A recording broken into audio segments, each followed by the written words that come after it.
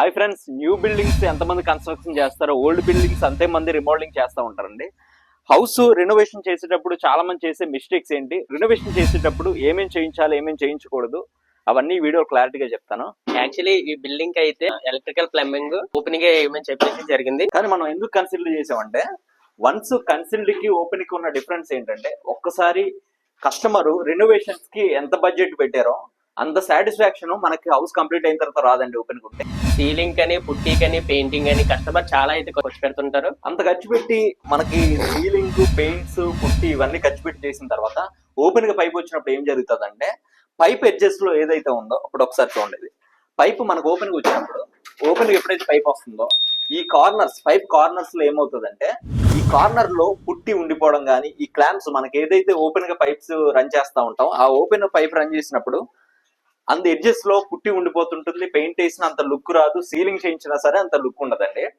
Distribution board నుంచి అయితే ఏ room కి కావాల్సిన పైప్ అయితే ఆ రూమ్ కి పంపించడం జరిగింది. పైప్ రన్నింగ్ వచ్చింది. అదే డిస్ట్రిబ్యూషన్ బోర్డు లో మనం ఓపెన్ చేసినట్లయితే చూడడానికి అసలు బాగోదు. తర్వాత పెయింట్స్ వేసేటప్పుడు కూడా అంత నీట్ గా క్లీన్ గా ఉండదండి. సో ఫ్యూచర్ లో సీలింగ్ చేయించినా సరే యూజ్ అవ్వడానికి మన పాయింట్స్ కూడా పెట్టడం జరిగింది. మనం న్యూ బిల్డింగ్స్ ఏ విధంగా అయితే చేస్తామో, మనం రెనోవేషన్ బిల్డింగ్స్ కూడా అదే ఎఫర్ట్స్ అయితే చేస్తాం. ఫస్ట్ పాయింట్ ఏంటంటే ఏసీ పాయింట్స్ అండి. ఏసీ పాయింట్స్ ప్రతి బెడ్రూమ్ లో అండ్ హాల్లో కూడా మీరు యూజ్ చేసినా యూజ్ చేసుకోపోయినా పాయింట్స్ అయితే డెఫినెట్లీ పెట్టుకోండి. సెకండ్ వచ్చేసరికి కామన్ బాత్రూమ్ అయినా అటాచ్డ్ బాత్రూమ్ అయినా సరే మనం గీజర్ పాయింట్స్ అయితే డెఫినెట్లీ పెట్టుకోవాలి. వాషింగ్ మిషన్ పాయింట్ మీరు వాషింగ్ మిషన్ వాడుతున్నట్లయితే వాడుకోకపోయినా ఫ్యూచర్ లో డెఫినెట్లీ కొనుక్కుంటారు కాబట్టి వాషింగ్ మిషన్ పాయింట్ ఎక్కడైతే మీరు ప్రిఫర్ చేయాలి, మీరు మ్యాన్ హోల్ సెట్ చేయించుకోండి. మ్యాన్ హోల్ సెట్ చేయించుకున్నట్లయితే ఎప్పుడు జామ్ అయ్యే అవకాశం ఉండదు. అలాగే ఆ ఫ్రిడ్జ్ పాయింట్ కూడా కరెక్ట్ ప్లేస్ లో, కన్వీనియంట్ గా ఉండే ప్లేస్ లో ముందే సెట్ చేసుకొని అక్కడ పాయింట్ అయితే మీరు పెట్టించుకోండి. ప్యూరిఫైర్ పాయింట్ అండి. ప్యూరిఫైర్ పాయింట్ కూడా డెఫినెట్లీ మీరు యూజ్ చేసినా యూజ్ చేసుకోపోయినా ప్యూరిఫైర్ పాయింట్ పెట్టించుకోవాలి. అలాగే ఎగ్జిట్ ఫ్యాన్ పాయింట్ పెట్టించుకునేటప్పుడు మీరు సైడ్ కి పెట్టకుండా ఫ్రంట్ కి పెట్టించుకోండి. ఫ్రంట్ కి పెట్టించుకున్నట్లయితే మీరు ఫ్యూచర్ లో చిమ్నీ కూడా ఇన్స్టాల్ చేసుకోవచ్చు. స్విచ్ బోర్డు ఏదైతే మెయిన్ స్విచ్ బోర్డు ఉంటుందో ఎక్స్ట్రా 2-వే బోర్డు పెట్టించుకోండి. అలాగే సిస్టమ్స్ యూజ్ చేసుకోవడానికి కానీ కిచెన్ రూమ్ లో కూడా మిక్సీ పాయింట్స్ సపరేట్ గా, అలాగే ఫ్రిడ్జ్ పాయింట్ సపరేట్ గా, మెయిన్ స్విచ్ బోర్డు సపరేట్ గా వేయించుకోండి. హౌస్ బ్యాక్ సైడ్ కానీ ఇలాంటి ప్లేస్ లో ఎర్తింగ్ ఉండేలా చూసుకోండి. అలాగే ఇన్వర్టర్ పాయింట్ కూడా పెట్టించుకునేటప్పుడు కస్టమర్స్ అయితే ఎలక్ట్రీషియన్ తో చెప్పరండి. ఇన్వర్టర్ పాయింట్స్ కూడా కన్వీనియంట్ గా ఉండే ప్లేస్ లో ఇన్స్టాల్ చేయించుకోండి. ఎందుకంటే తర్వాత మెయింటెనెన్స్ చేయడానికి, అలాగే వాటర్ లెవెల్ ని చెక్ చేసుకోవడానికి వీలుగా ఉండే ప్లేసెస్ లో అయితే ఇన్స్టాల్ చేయించుకోండి. కస్టమర్ బడ్జెట్ ని బట్టి మన మెటీరియల్ అయితే యూజ్ చేయడం జరుగుతుంది.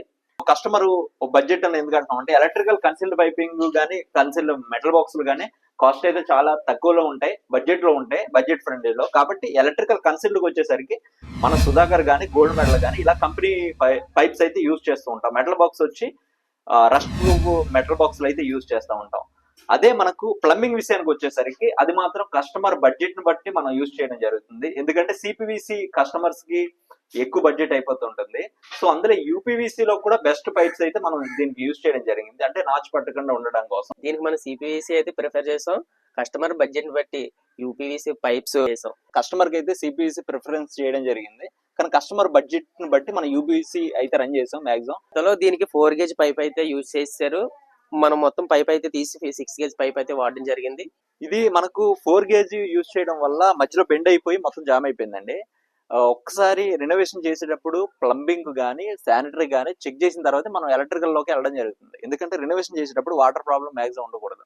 మన ప్లంబింగ్ అంతా నీట్గా చేసిన తర్వాత వేస్ట్ వాటర్ ప్రాబ్లం వచ్చినట్లయితే కస్టమర్ అన్కంఫర్టబుల్ గా ఫీల్ అవుతారు. మాక్సిమం మనం వాటర్ చెక్ చేసిన తర్వాత ఈ పైపు జామ్ అవుతుందని మొత్తం తీసేసి 6 గేజ్ పైప్ అయితే మనం ప్రిఫర్ చేసి ఇన్స్టాల్ చేయడం జరిగింది. మీ హౌస్ రెనోవేషన్ చేయించుకోవాలని అనుకుంటే ఏమైనా డౌట్స్ ఉంటే కింద కామెంట్ బాక్స్ అయితే కామెంట్ చేయండి. అలాగే ఈ ఫుల్ వీడియో అయితే మనం 2 ఛానల్స్ అయితే రిలీజ్ చేస్తున్నామండి.